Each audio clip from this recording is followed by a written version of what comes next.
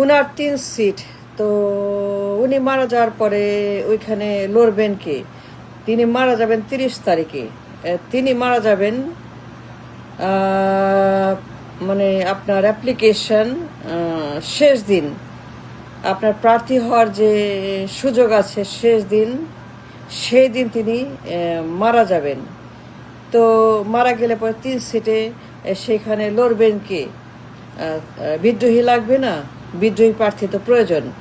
তো বিদ্রোহীদেরকে ঠিক করে তাদের সমস্ত কাগজপত্র দাখিল করে কমিশনের কাছে তাদেরকে লাইন আপ করে তারপরে আপনার শেষ দিনে দাখিলের তিনি মারা গেলেন সময় মতো। অন্যান্য প্রার্থীদেরকে ঠেকাতে অন্যান্য অ্যাম্বিশাস বিদ্রোহী রিভোল্টার ঠেকিয়ে দিতে তিনি মারা যাওয়ার পরে অন্যান্য প্রার্থীরা তারা সঙ্গে সঙ্গে ঝাঁপিয়ে পড়বেন। তো বিদ্রোহ ঠেকানোর জন্য যেন বিশৃঙ্খলা না হয় মারা যাওয়ার পরে, তিনি মারা যাবেন 30 তারিখে, দ্যাট ইজ ডিসাইডেড। সময় মতো তিনি মারা গেছেন। তো এখন কথা হচ্ছে যে ঠেকাইতে হবে অন্যান্য বিদ্রোহীদেরকে, যারা কিনা লাইন করেছে অলরেডি, তারা সেখানে দাঁড়িয়ে আছে লাইন করে, তারা জমা দিবে। তো যদি শেষ দিন না হয় তাহলে পরে সমস্যা। তো মৃত্যুটা হচ্ছে শেষ দিনে, যেন তারা কোনো বিদ্রোহ করে মানে কেওয়াস সৃষ্টি করতে না পারে, এবং তাদেরকে ঠেকিয়ে দিতে সময় মতো একদম শেষ দিনে মৃত্যুর ঘোষণাটা আসছে।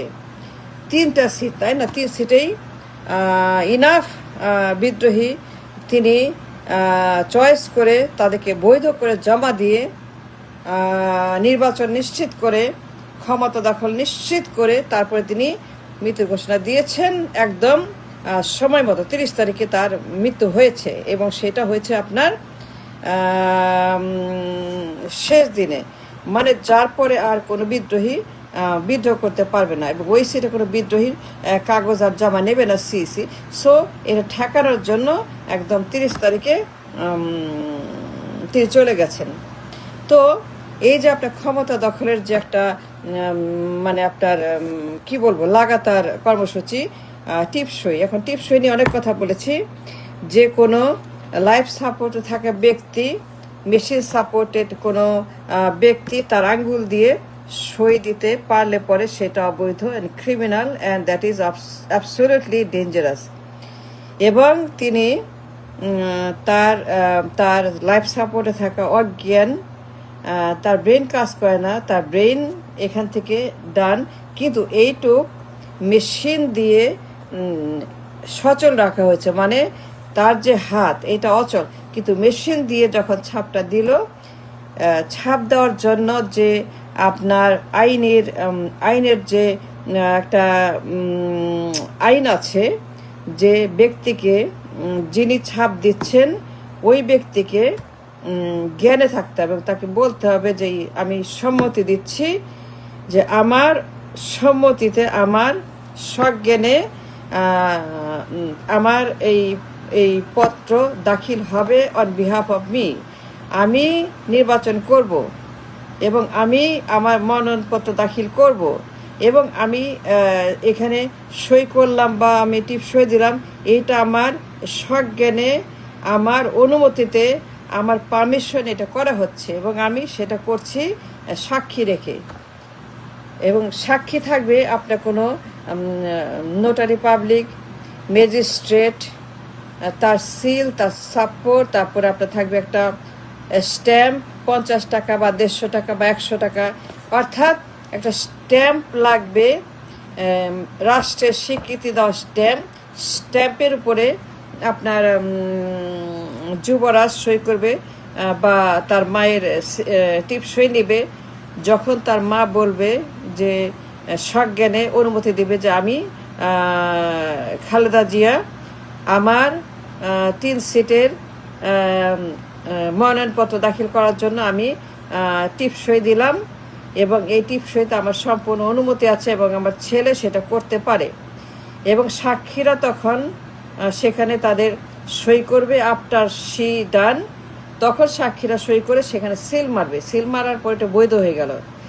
তারপরে এই কাগজ যাবে আপনার কমিশনের কাছে এবং তিনি গ্রহণ করবেন এবং তিনি নিশ্চিত করবেন যে এই সইটা বা এই আঙ্গুলের ছাপটা আইন মেনে করা হয়েছে, কারণ আমরা নির্বাচন নিয়ে কথা বলি 3টা সিট।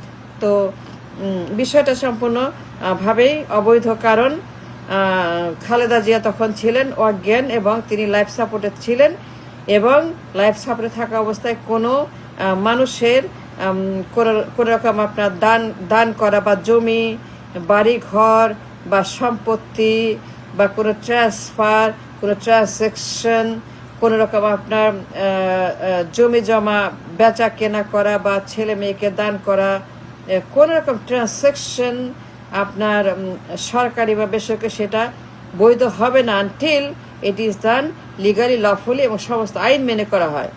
কিন্তু তারেক যে কাজটি করছে, সে তার মাকে, যার পুরা শরীর মেশিন দিয়ে চলছে, মেশিন ড্রিভেন বডি বিলো নেক, এখান থেকে তো পুরোটাই মেশিন ড্রিভেন হওয়ার কারণে তার যে সইটা অবৈধ হয়ে গেছে। সুতরাং তার অ্যাপ্লিকেশন, বেগম জিয়ার অ্যাপ্লিকেশন সম্পূর্ণ 3 সিটেই অবৈধ, কারণ বেগম জিয়া তখন তিনি সম্মতি দিতে পারেন, তিনি সম্মতি দেওয়ার মতো তার ক্যাপাসিটি ছিল, কারণ তিনি ছিলেন লাইফ সাপোর্টে অজ্ঞান